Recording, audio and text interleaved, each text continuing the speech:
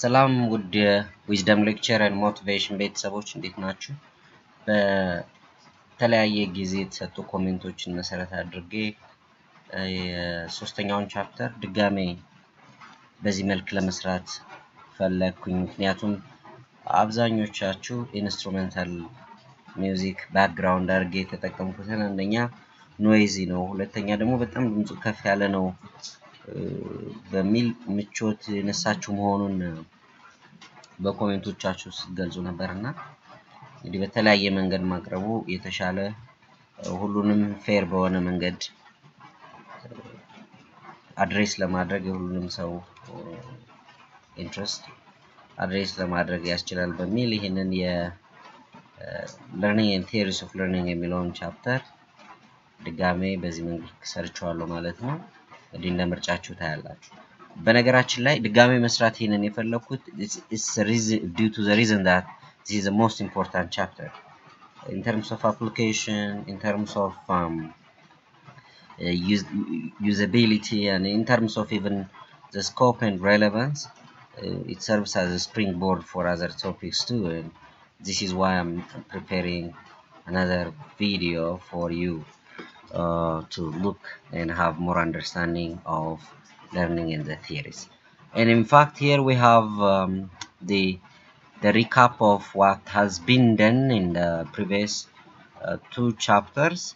The first chapter had let you know much about the general essence of psychology, the what of it, including the definition, goals, the historical contributors or emancipation, the specializations and research methods, plus the areas of applications of psychology.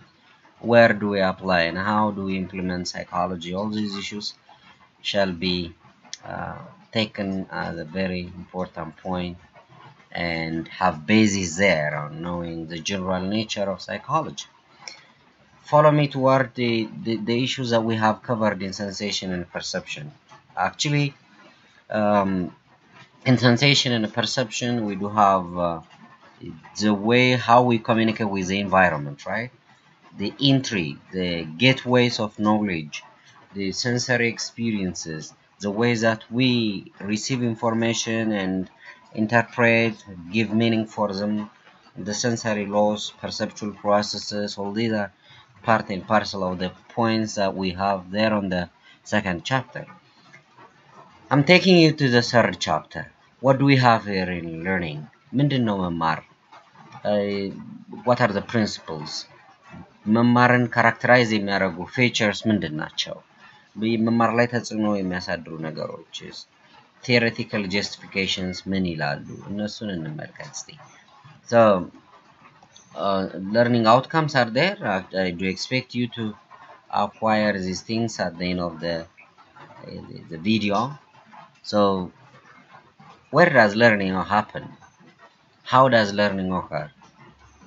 In fact, learning is a relatively permanent change of behavior through nurture, experiences, practices, and environmental interactions. Not temporary, it's relatively permanent. አንጻራዊ የሆነ absolute permanency ሳይሆን አንጻራዊ በሆነ መንገድ ቋሚ የሆነ የባህሪ ለውጥ ነው መማር።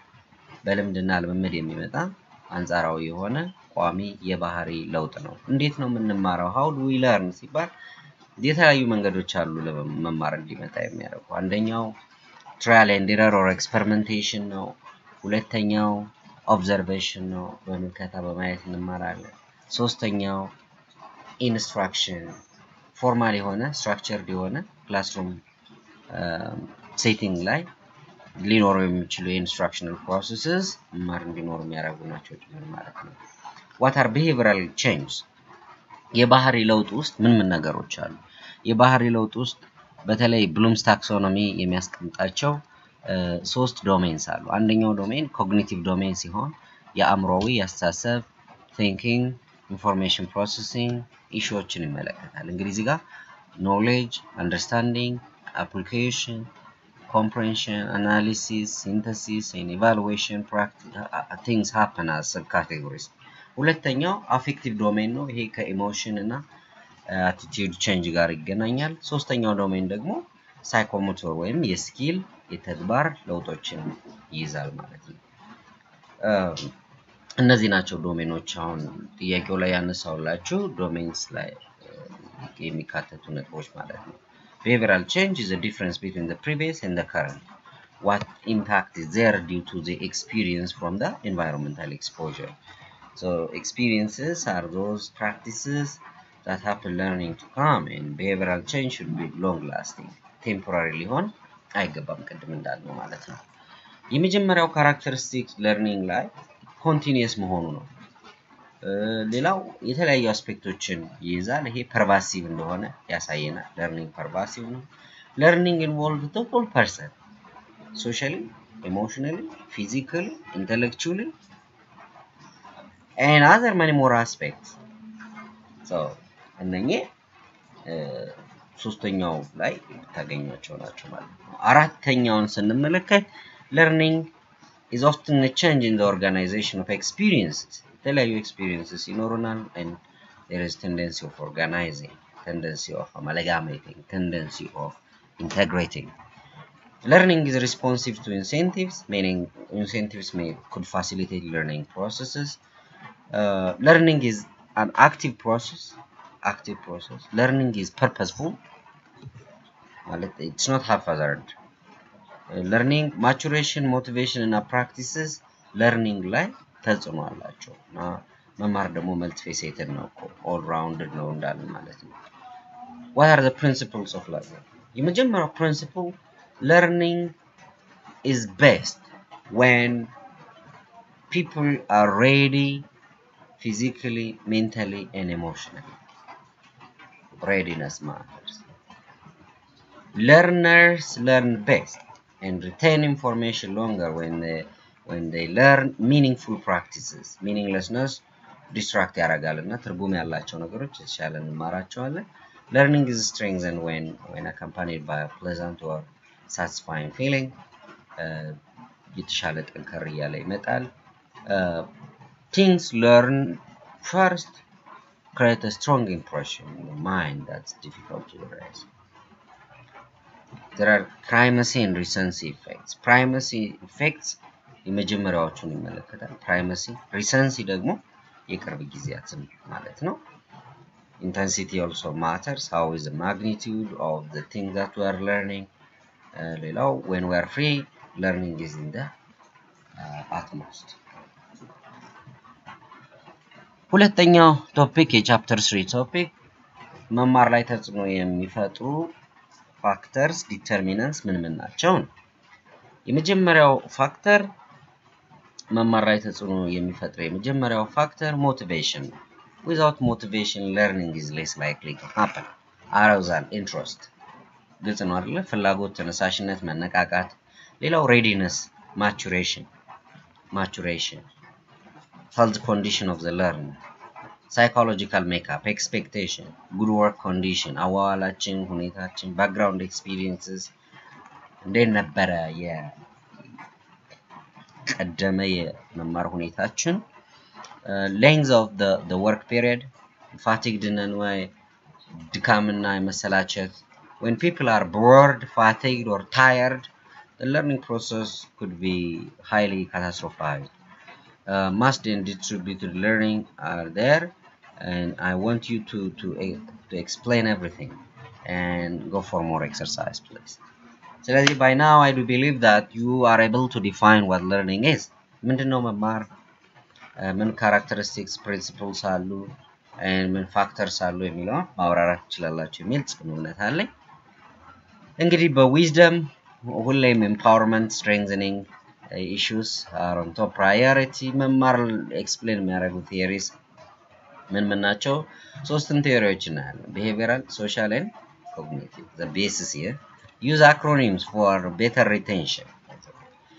So here in the behavioral learning theories, we have classical conditioning and operant conditioning. Classical conditioning ምን ተብሎ ይጠራል? Substitutive learning ወይም associative learning ይባላል። ለምን እንደዚህ ተባለ ሲባል በፓቭሎቭ ውሻው ላይ ያደረገውን ኤክስፐሪመንት መሰረት አድርገን ስናይ unconditioned የሆነው naturally capable የሆነው ስቲሙለስ ተፈጥሯዊ አቅም የሌለውን ኒውትራል የነበረውን ስቲሙለስ ጉልበት እንዲኖረው የማድረግ አቅም ስላለው ኒውትራል ስቲሙለሱ ከአንኮንዲሽንድ ስቲሙለሱ ጋር አብሮ አሶሺየትድ ሆኖ በመሄድ ጉልበት ሲያገኝ ያለውን ሁኔታ ስለሚያመለክተን associative or substitutive learning ይባላል።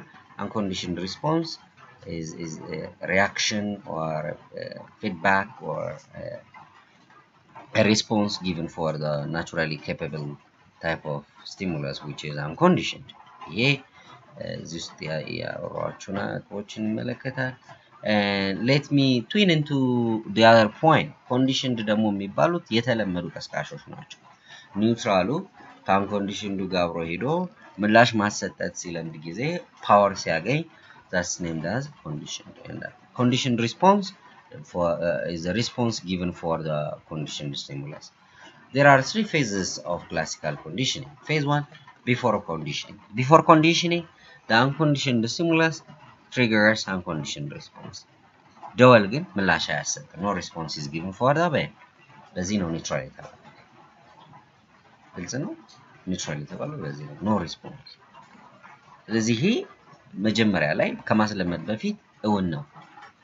በማስለመድ ጊዜ ግን ሁለቱ አብረው እንዲመጡ ነው የሚደረገው. ኒውትራል ስቲሙለሱ እና unconditioned stimulus አብረው ይመጣሉ. And the concomitant of which will make the neutral stimulus to be strengthened and get power to elicit response. Then after conditioning ወይም ከማስለመድ በኋላ ደወሉ ምላሽ ማሰጠት ይቻላል። መጀመሪያ አቅም ያልነበረው ደወሉ የፓቭሎቭ ኤክስፐሪመንት ላይ ያለው ሂደትም እንደዛ ነው። መጀመሪያ ስጋ ሳይውሻው ሳልቬት ያደርጋል። ደወል ሲደወል ግን ምንም ምላሽ የለም።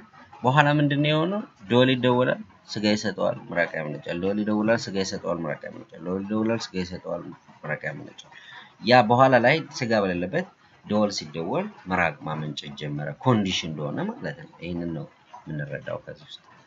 ሌላው the principles or phenomena of classical conditioning we have the following issues. አንደኛ acquiring.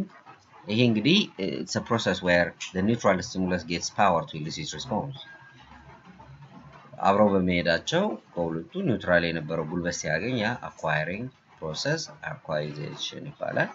Stimulus generalization is responding for all similar stimuli with conditioned stimulus.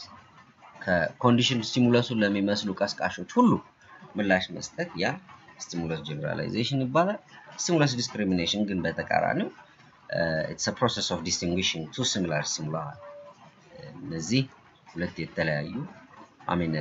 የተለያዩ የስቲሙለስ አይነቶች ስቲሙላይ ማለት ፕሉራል ፎርም ኦፍ ስቲሙለስ እና ብዙ የተለያዩ ቀስቃሾች አሉ። ከነኛ ውስጥ የትኛውን ኮንዲሽን እንደሆኑ መርጠው ምላሽ ሲሰጡ ያ stimulus discrimination ይባላል።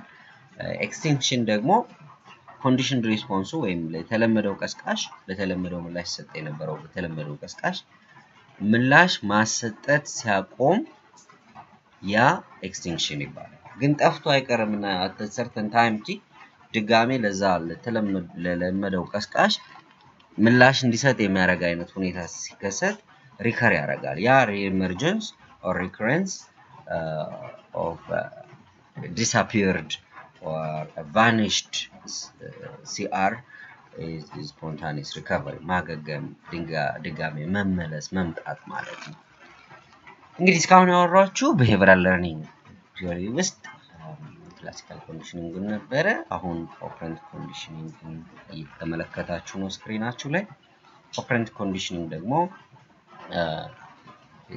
it's the RS connection ይታያችኋል እዚህ ጋር RS ቅድም SR connection ነው ስናወራ የነበረው classical conditioning እንዴት ማለት SR connection ማለት ምንድነው? SR S stimulus response ማለት ነው። S stimulus R response እና ያ ስቲሙለሱ ሪስፖንስ ያመጣል። ሪስፖንሱ ስቲሙለስ እዚህ አሁን operant conditioning ላይ response matters እና even the law of effect ምንድነው የሚለው?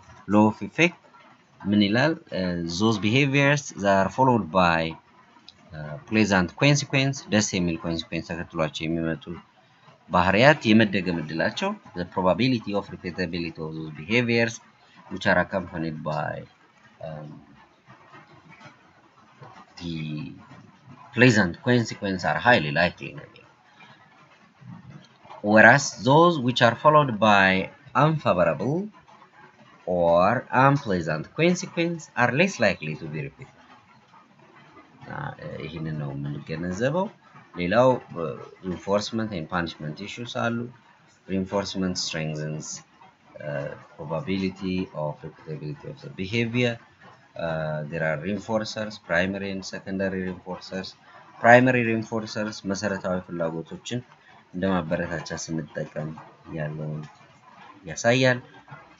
እንዴት ነው ፉድ ለምሳሌ የሚሰጠው ሰብሲዳይዝድ ይደረግ ይችላል በአንድ መስሪያ ቤት ውስጥ በቢሮ ምሳ ወይ እንደዚህ አይነት ነገሮችን ሰራተኞቹ ከመስሪያ ቤት ርቀው እንዳይሄዱ ወይም ኮንቬኒየንት የሆነ ኤንቫይሮንመንት ከመፍጠር አንፃር ያንን ማድረግ it may be rewarding for them. Secondary reinforcers ግን they are meant for the luxury applause ለምሳሌ ሙገሳ ሊሆን ይችላል አድናቆት I mean letters of appreciation እንደምንላበት ነውና እነኛ secondary reinforcers ይባላሉ in operant conditioning reinforcers በሁለት ይከፈላሉ positive reinforcers and negative reinforcers punishment positive punishment negative punishment positive የሚለው presence-ን ያሳያል negative የሚለው ደግሞ absence አለመኖርን ያሳያል ስለዚህ ጋር positive reinforcement የምንለው ጥሩ ነገርን በመስጠት ማበረታታት ነው ጥሩ ነገርን በመስጠት ማበረታታት ነው negative reinforcement ግን መጥፎ ነገርን በማስወገድ ማበረታታት ነው መጥፎ ነገርን በማስወገድ ማበረታታት positive punishment ደግሞ መጥፎ ነገር በማድረግ መቅጣት ነው negative punishment የሚባለው ደግሞ ጥሩን ነገር በመውሰድ መቅጣት ነው ጥሩን ነገር በመውሰድ መቅጣት ልክ እንደ ሳንክሽን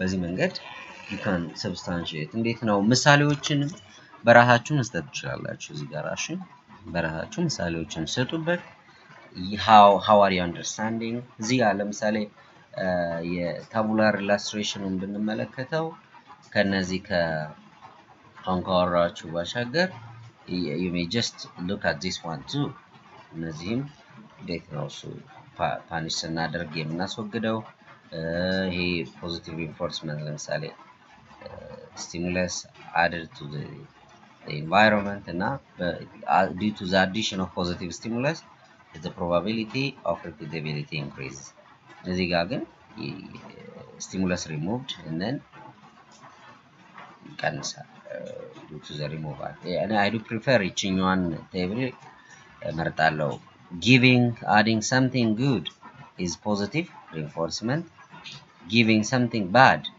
is positive punishment removing something good is negative punishment removing something bad is negative punishment removing something good is ጥሩ ነገር ማስወገድ removing something good is negative punishment removing something good something bad is or removal of unpleasant stimulus is negative reinforcement another important point that we need to discuss is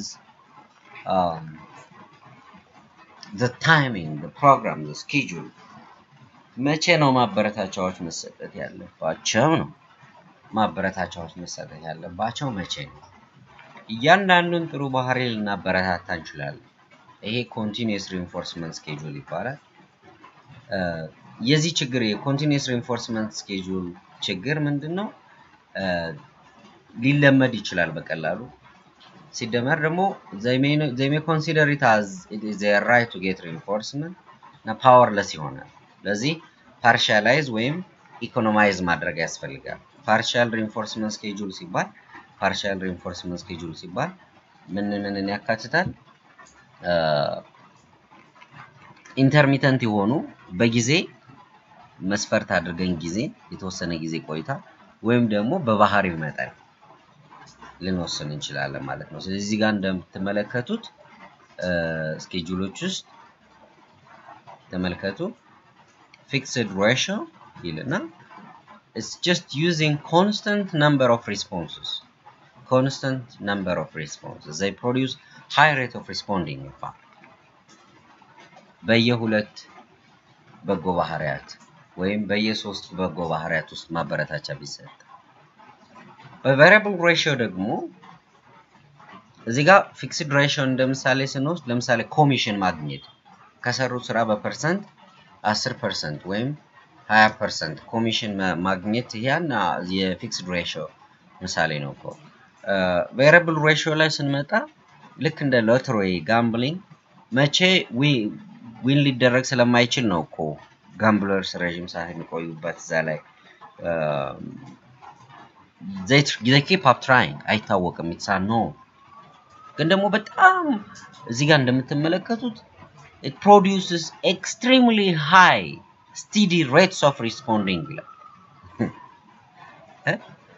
extremely high lemon since it's not unknown since the amount where or since the good behavior the pleasant behavior where the reinforcement will be given is not known then people will keep up moving forward or doing or acting and living up to the expectations of the good behavioral facets ይሄንን ነው የምንረዳው ከዚህ ውስጥ እነዚህ ሁለቱ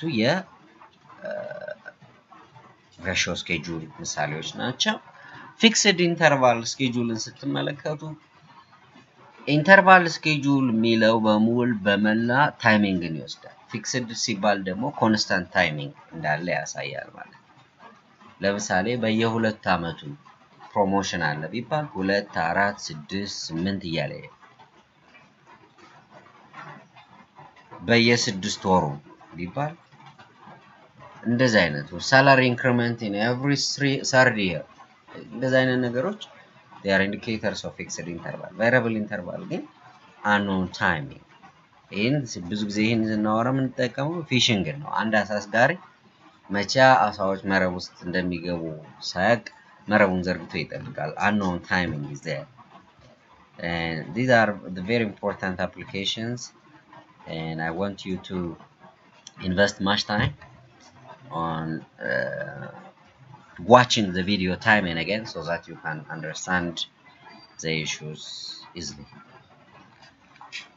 well ምሳሌዎቹ I mean exerciseዎቹ አሉ እዚህ ጋራ ሌላው ምን እንትላችሁ ፈልጋለሁ at cosmos tutorial ብላችሁ ብትገቡ ወይም wisdom lecture collection ቴሌግራም አካውንት አለ ቴሌግራም ላይ የተለያዩ ጥያቄዎችን ወርክሺት የሚሆኑ ነገሮችን አፕሎድ አደርጋለሁና እያቸው እዛ ላይ ያሉት ነጥቦች social learning theory observational learning theories ምንድናቸው vicarious learning theories ምንድናቸው የሚለውን ደግሞ አሁን እንመለከታለን ማለት ነው so these social learning theories አልበርት ባንዱራ እንዴት ነው በመልከታ ማህበራዊ በሆኑ ሁኔታዎች ውስጥ መማር እንዲከሰት የሚሆነው በተለይ vicarious learning እና observational learning ወይም learning through role modeling የሚሉ ነገሮች እዚህ social learning theory ውስጥ የሚካተቱ ናቸው እስካሁን እኮ behavioral learning theory ነው ሳወራችሁ ቆየሁትና ከዚህ ውስጥ social learning theory ውስጥ የአልበርት ባንዱራን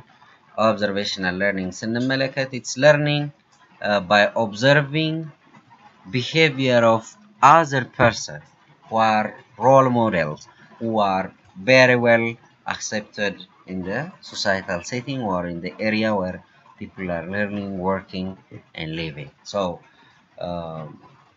observational learning is very much related with learning through watching or looking at other performances mentors role models vicarious learning is learning from reinforcement and punishment of other people so far in the operant conditioning of Skinner we were talking about the way how reinforcement and punishment make the individual whom we are reinforcing or punishing አይደል so ደሞ ወደዚህ ስንመጣ ደሞ ወደ vicarious ስንመጣ ማበረታቻ ከተሰጣቸው ወይም ቅጣት ከተጣለባቸው ሰዎች ሌሎች ሰዎች ሊማሩ ይችላሉ ማለት ነውና ልክ ለዚህ classical conditioning ላይ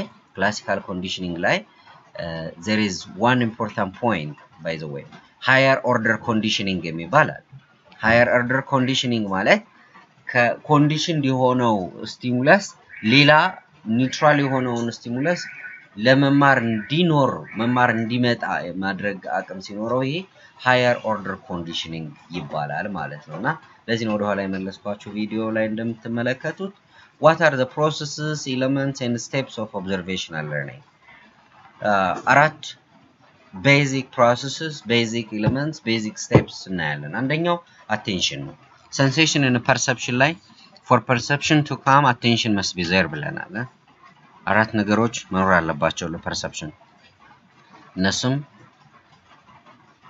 interpret selection organization and interpretation አራተኛው attention so attention is important here also retention is another relevant element of observational learning memory retain ማድረግ reproduction producing acting and trying to generate with one's own nature and motivation ደግሞ ስንመለከት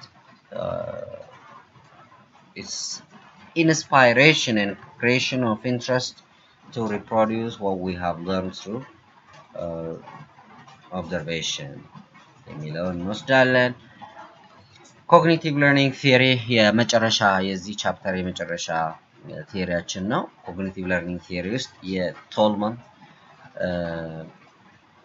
especially latent learning እና inside learning Wertheimer and Kohler Gestalt principles so inside learning ላይ እናያለን latent learning ላይ ደግሞ የቶልማንን ኤክስፐሪመንት እናገኛለን ምንድነው learning how to learn ማለት ነው thinking how to learn thinking how to think do you know what you know ምንድነው አምሮአችን ውስጥ የሆነ የተከናወነ ያለው cognitive processes introspection cognitive mapping all these things are very important points and latent learning is hidden latent ማለት እኮ hidden ማለት ነው so opposite of manifest that occurs but it's not apparent when it takes place እንዳልኳችሁ mental mapping and rehearsing in the cognition are there in the latent learning inside learning like again it's just learning through Gestalt principles of perception and whole formation this is why inside learning is equated with a kind of aha learning so these are very important concepts and escape learning is a process in which the organism acquires a response that is an aversive stimulus መጥፎ የሆነውን stimulus end ማድረግ መለማመድ ይሄ escape learning ይባላል avoidance learning ከስሙ እንደምትረዱት it's learning in which the acquired response blocks prevents or resists an aversive stimulus from occurring this is in advance ማለት ነው አይደለ in avoidance prior ቀደም ብሎ ልክ እንደ escape ሳይሆን ቀድሞ resist ማድረግ prevent ማድረግን ይመለከታል ማለት ነው እንግዲህ that's all we have in the third chapter I hope you have enjoyed it subscribe wisdom lecture and motivation subscribe ማድረጉ የሚጠቅማችሁ ምንድነው ቪዲዮዎችን አፕሎድ ባደረኩ ሰዓት ወዲያው እንድታገኙአቸው ይረዳል በዛው ደግሞ ቻናሉን ታበረታታላችሁ ማለት ነውና ለሌሎች ሰዎችም አስተዋውቁት ሰብስክራይብ እንዲያደርጉ ጋብዟቸው በጣም ብዙ የሳይኮሎጂ ሞቲቬሽናል ኤሌመንትስ ቢዝነስ ውስጥ የማኔጅመንት አካውንቲንግ ኢኮኖሚክስ እና ሌሎች ሪሶርስስ እየሰራን አፕሎድ እናደርግላችኋለን ብዙ ጎበዝ ኢንስትራክተርስ አሉ ዶክተሮች ፕሮፌሰርስ እዚህ ላይ የተለያዩ የሪሰርች እና ሌሎች ስራዎችንም እንዲሰሩ ራሳችንን በሰፊ ያዘጋጀን ያለነው get ready for that 1000 ከሞላ በኋላ ደግሞ ላይቭ መግባት ስለምንችል መማር የምትፈልጉባቸውን ሰዓታት ላይቭ ሰዓት እየመረጥን በዛው በቻናል ውስጥ ኦንላይን ለርኒንግ እያስፋፋን እንሄዳለን ማለት ነው ያ ኦንላይን ለርኒንግ ደግሞ ፍቃድ እየተጠየቀበት ወደፊት ትልቅ ኢንስቲትዩሽናላይዝ የተደረገ እንዲመጣ የሚያደርግ አይነት ስራዎችን እንሰራለን thank you very much for being with wisdom lecture and motivation I appreciate your commitment and engagement with this channel and attending the lecture see you ማና የነበርኩኝ መልካም ጊዜ ይሁንላችሁ በሌላ ቪዲዮ